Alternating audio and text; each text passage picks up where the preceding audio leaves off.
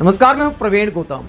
चुनाव के दौरान चाहे भाषणबाजी की बात हो या विज्ञापन की बात हो, कंटेंट के लिए चुनाव आचार संहिता का पालन करना होता है। विज्ञापन देने के भी कुछ नियम होते हैं और विज्ञापन लेने के भी कुछ नियम होते हैं। यहां चुनाव आयोग और अखबार, मीडिया सब पर सवाल खड़े होते हैं कि क्यों आखिरकार बीजेपी ऐसे विज्ञापन दे रही है और चुनाव आयोग सोया हुआ है। और उन अखबारों पर भी सवाल उठते हैं जो ऐसे विज्ञापन स्वीकार करते हैं, क्योंकि विज्ञापन लेते वक्त भी अखबार यह देखता है कि कैसी भाषा का इस्तेमाल किया गया है। महाराष्ट्र के अखबारों में बीजेपी ने जैसे विज्ञापन दिए हैं वो दिखाता है कि जनता को कितना मूर्ख समझ लिया गया है। यह विज्ञापन देखिए जिसे राजदीप सरदेसाई ने शेयर किया है और सवाल उठाए हैं कि क्या चुनाव आयोग ऐसे विज्ञापन देने की परमिशन देता है।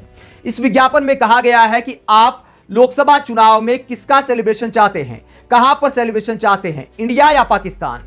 अगर इंडिया में चाहते हैं तो भाजपा को वोट दीजिए, एक बार फिर से मोदी सरकार लाइए।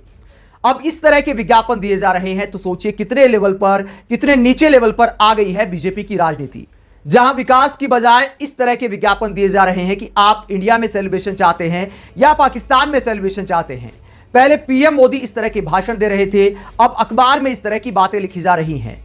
राजदीप सरदेसाई इसे लेकर चुनाव आयोग पर सवाल उठाते हैं कि क्या चुनाव आयोग इस बात की परमिशन देता है, अगर नहीं देता है तो ऐसे विज्ञापनों पर क्या कार्रवाई की जाएगी। अब तक पीएम मोदी के भाषणों पर तो चुनाव आयोग ने कोई कार्रवाई की नहीं है, सिर्फ जेपी नड्डा को एक नोटिस भेजा था कि आपके स्टार कैंपेनर इस तरह की भाषा का इस्तेमाल कर रहे हैं, आप क्या कहना चाहते हैं। उसके बाद कोई एक्शन नहीं हुआ। अब पीएम मोदी लगातार आगे बढ़ते जा रहे हैं।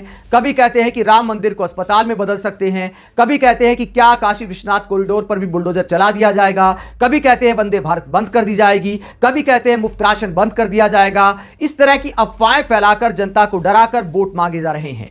कभी कहते हैं कि पाकिस्तान वाले राहुल गांधी को प्रधानमंत्री बनाना चाहते हैं, इसीलिए आप मुझे वोट दीजिए।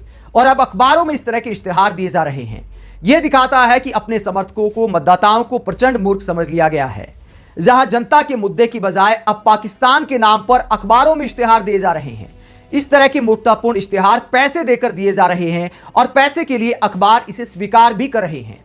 अखबारों की भी कुछ गाइडलाइंस होती हैं, कुछ नैतिकता भी होती है विज्ञापन स्वीकार करने की। बहुत सारे अखबार बहुत सारे विज्ञापन को नकार देते हैं, जैसे कि कांग्रेस ने कुछ विज्ञापन दिए थे अखबारों को और बाद में आरोप लगाया कि अखबारों ने इस तरह के विज्ञापन छापने से इनकार कर दिया जिसमें चंदा दो धंधा लो वाले विज्ञापन देने की कोशिश की थी कांग्रेस ने।